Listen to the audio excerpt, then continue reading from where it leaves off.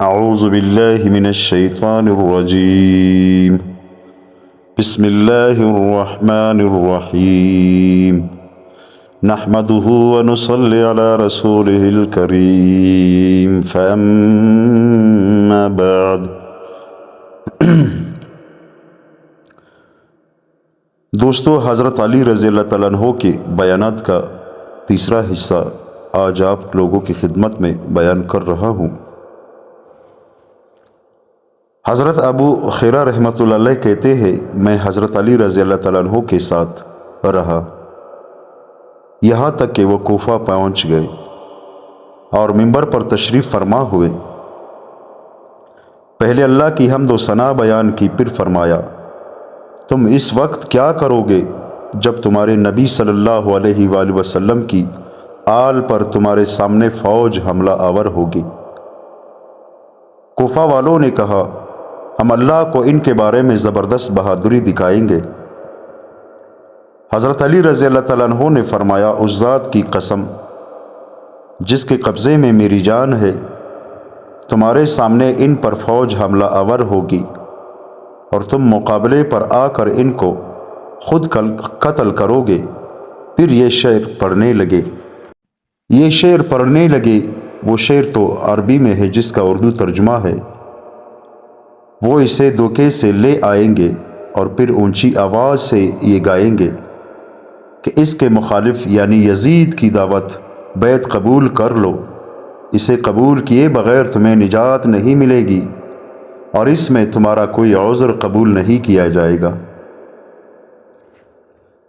حضرت ابراہیم تیمومی رحمۃ اللہ علیہ کے والد حضرت یزید بن شریک رحمۃ اللہ علیہ کہتے ہیں، ہمیں حضرت علی رضی اللہ تعالیٰ عنہ نے بیان فرمایا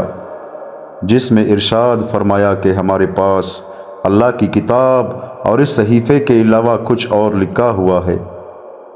جسے ہم پڑھتے رہتے ہیں تو وہ بالکل غلط کہتا ہے، اور اس صحیفے میں زکوٰۃ اور دید کے اونٹوں کی عمر اور زخموں کے مختلف احکام کے بارے میں لکھا ہوا ہے، اور اس صحیفے میں یہ بھی ہے کہ حضور صلی اللہ علیہ وآلہ وسلم نے ارشاد فرمایا، مدینہ کا حرم عیر پہاڑ سے سور پہاڑ تک ہے، یہ سارا علاقہ قابل احترام ہے، لہٰذا جو اس علاقے میں خود کوئی نئی چیز ایجاد کرے یا نئی چیز ایجاد کرنے والے کو ٹھکانہ دے تو اس پر اللہ، فرشتوں اور تمام لوگوں کی لعنت ہوگی، اور اللہ تعالیٰ قیامت کے دن اس کے کسی فرض اور نفل عمل کو قبول نہیں فرمائیں گے، اور جو اپنے باپ کے علاوہ کسی اور کی طرف اپنے نسب کی نسبت کرے گا، اور جو غلام اپنے آقا کے علاوہ کسی اور کے غلام ہونے کا دعویٰ کرے گا، تو ان دونوں پر اللہ، فرشتوں اور تمام لوگوں کی لعنت ہوگی، اور اللہ تعالیٰ قیامت کے دن ان کے کسی فرض اور نفل عمل کو قبول نہیں فرمائیں گے۔ تمام مسلمانوں کی ذمہ داری ایک ہے، جس کے لیے کم درجے کا مسلمان بھی صحیح کرے گا، یعنی ادنا درجے کا مسلمان بھی کسی کافر یا دشمن کے آدمی کو امان دے تو اب اسے تمام مسلمانوں کی طرف سے امان مل جائے گی۔ حضرت ابراہیم نخعی رحمۃ اللہ علیہ کہتے ہیں، حضرت علقمہ بن قیس رحمۃ اللہ علیہ نے اس منبر پر ہاتھ مار کر کہا، حضرت علی رضی اللہ تعالیٰ عنہ نے اس منبر پر ہم میں بیان کیا۔ پہلے انہوں نے اللہ کی حمد و ثنا بیان کی اور کچھ دیر اللہ کی ذات و صفات کا تذکرہ کیا، پھر فرمایا، حضور صلی اللہ علیہ وآلہ وسلم کے بعد تمام لوگوں میں سب سے بہتر حضرت ابو بکر رضی اللہ تعالیٰ عنہ ہے، پھر حضرت عمر رضی اللہ تعالیٰ عنہ ہے، پھر ہم نے ان کے بعد بہت سے نئے کام کیے ہیں جن کا اللہ ہی فیصلہ کرے گا۔ حضرت علی رضی اللہ تعالیٰ عنہ منبر پر تشریف فرما ہوئے، پہلے اللہ کی حمد و ثنا بیان کی، پھر نبی کریم صلی اللہ علیہ وآلہ وسلم پر درود بھیجا، پھر فرمایا، حضور صلی اللہ علیہ وآلہ وسلم کے بعد اس امت میں سب سے بہترین آدمی حضرت ابو بکر صدیق رضی اللہ تعالیٰ عنہ ہے، پھر دوسرے نمبر پر حضرت عمر رضی اللہ تعالیٰ عنہ ہے، اور اللہ تعالیٰ جہاں چاہتے ہیں خیر رکھ دیتے ہیں۔ مسند احمد میں حضرت وہب حوائی رضی اللہ تعالیٰ عنہ سے اسی کے ہم معنی روایت مذکور ہے،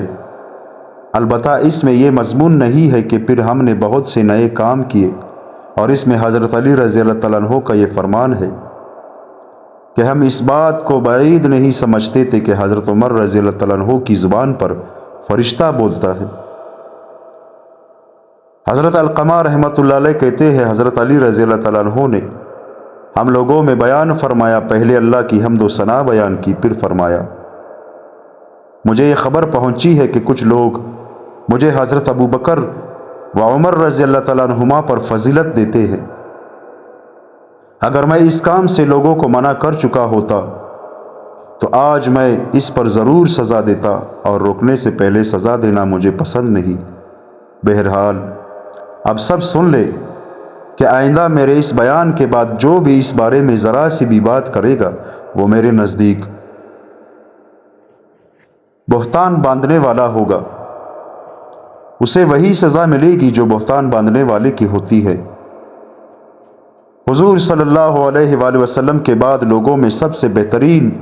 حضرت ابو بکر رضی اللہ تعالیٰ عنہ ہے، پھر حضرت عمر رضی اللہ تعالیٰ عنہ ہے، پھر ہم نے ان حضرات کے بعد بہت سے نئے کام کیے ہیں۔ اللہ تعالیٰ ان کے بارے میں جو چاہیں گے فیصلہ فرمائیں گے۔ حضرت زید بن وہب رحمۃ اللہ علیہ کہتے ہیں حضرت سوید بن غفلہ حضرت علی رضی اللہ تعالیٰ عنہ کے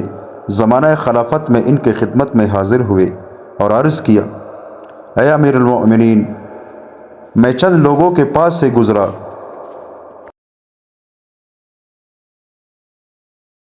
جو حضرت ابو بکر رضی اللہ تعالیٰ عنہ اور حضرت عمر رضی اللہ تعالیٰ عنہ کی شان میں نامناسب کلمات کہہ رہے تھے۔ یہ سن کر حضرت علی اٹھے اور منبر پر تشریف فرما ہوئے اور فرمایا، اس ذات کی قسم جس نے دانے کو زمین میں جانے کے بعد پھاڑ اور جان کو پیدا کیا، ان دونوں حضرات سے وہی محبت کرے گا جو مومن اور صاحب فضل و کمال ہوگا، اور ان سے بغض صرف بدبخت اور بے دین ہی رکھے گا۔ حضرت شیخین کی محبت اللہ کے قرب حاصل ہونے کا ذریعہ ہے، اور ان حضرات سے بغض و نفرت بے دینی ہے۔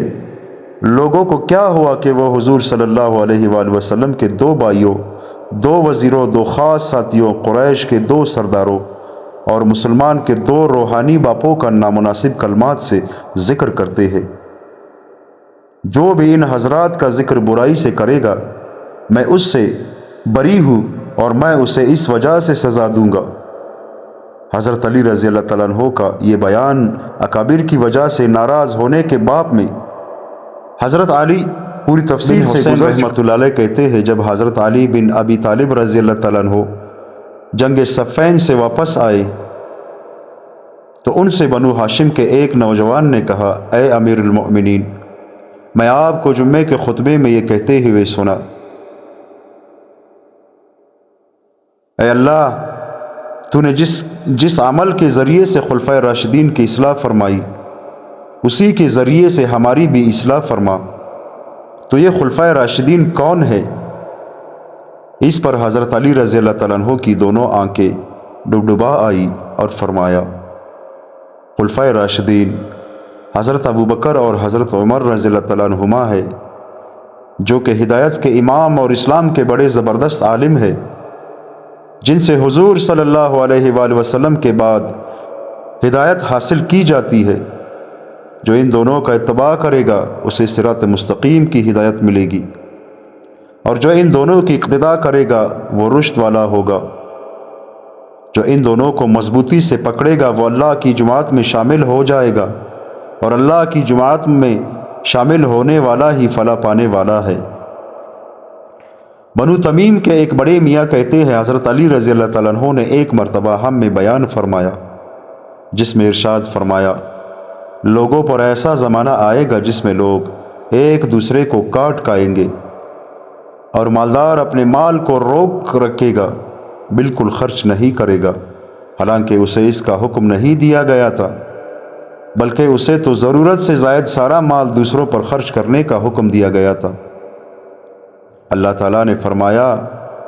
وَلَا تَنسُوا الْفَضْلَ بَيْنَكُمْ، اور آپس میں احسان کرنے سے غفلت مت کرو۔ برے لوگ زور پر ہوں گے، غالب آ جائیں گے، نیک لوگ بالکل دب جائیں گے، اور مجبور لوگوں سے خرید و فروخت کی جائے گی۔ یا تو انہیں خرید و فروخت پر کسی طرح مجبور کیا جائے گا، یا وہ قرضے وغیرہ کی وجہ سے مجبور ہو کر اپنا سامان وغیرہ سستے داموں بیچیں گے۔ حالانکہ حضور صلی اللہ علیہ وآلہ وسلم نے مجبور انسان سے اس طرح خریدنے سے اور دھوکہ کی خرید و فروخت سے اور پکنے سے پہلے پل بیچ دینے سے منع فرمایا ہے۔ حضرت عبد الرحمن بن عوف رضی اللہ تعالیٰ عنہ کے آزاد کردہ غلام حضرت ابو عبید رحمۃ اللہ علیہ کہتے ہیں، میں حضرت علی رضی اللہ تعالیٰ عنہ کے ساتھ عید الاضحیٰ کی نماز میں شریک ہوا۔ حضرت علی نے خطبہ سے پہلے اذان اور اقامت کے بغیر عید کی نماز پڑھائی،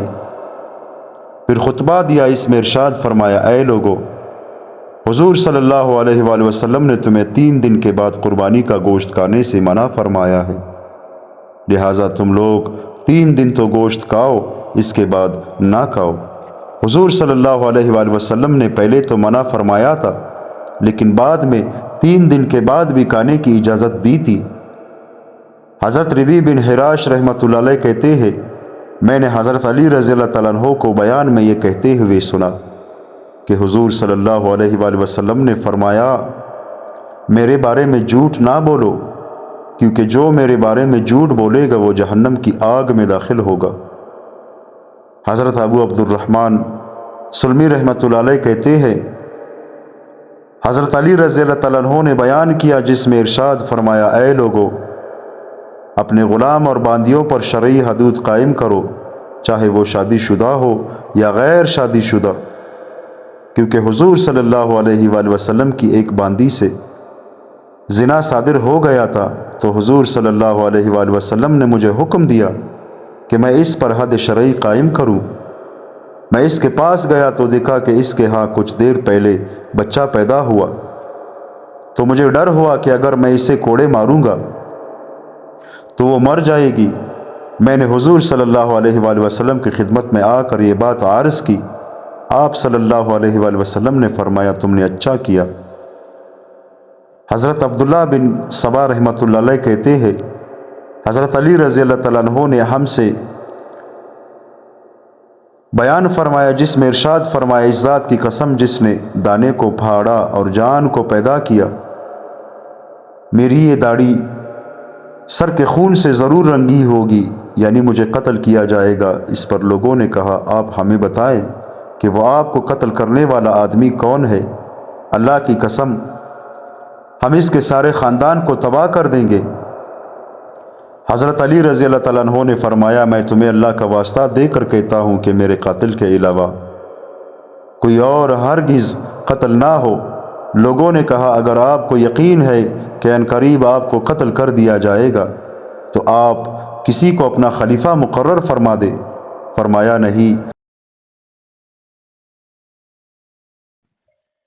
نہیں بلکہ میں تو تمہیں اس کے سپرد کرتا ہوں جس کے سپرد حضور صلی اللہ علیہ وآلہ وسلم کر کے گئے تھے، یعنی حضور صلی اللہ علیہ وآلہ وسلم نے اپنے بعد کسی کو خلیفہ مقرر نہیں کیا تھا بلکہ اللہ کے حوالے کیا تھا۔ میں بھی ایسے ہی کرتا ہوں۔ حضرت علی رحمۃ اللہ علیہ کہتے ہیں، حضرت علی رضی اللہ تعالیٰ عنہ نے بیان فرمایا جس میں ارشاد فرمایا، اے لوگو، اس ذات کی قسم جس کے سوا کوئی معبود نہیں، میں نے تمہارے مال میں سے اس شیشی کے علاوہ اور کچھ نہیں لیا، اور اپنے کرتے کی آستین سے خوشبو کی ایک شیشی نکال کر فرمایا، یہ ایک گاؤں کے چودھری نے مجھے ہدیہ کی ہے۔ حضرت عمیر بن عبد الملک رحمۃ اللہ علیہ کہتے ہیں، حضرت علی رضی اللہ تعالیٰ عنہ نے کوفہ کے منبر پر بیٹھ کر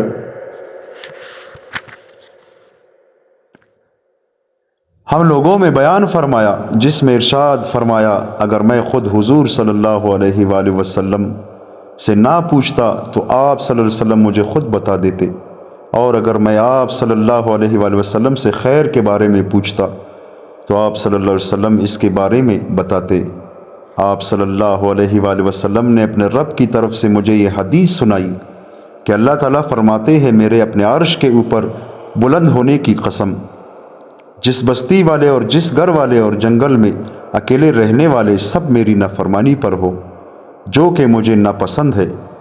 پھر یہ اسے چھوڑ کر میری اطاعت اختیار کر لے جو مجھے پسند ہے، تو میرا عذاب جو انہیں ناپسند ہے ان سے ہٹا کر اپنی رحمت کو ان کی طرف متوجہ کر دوں گا۔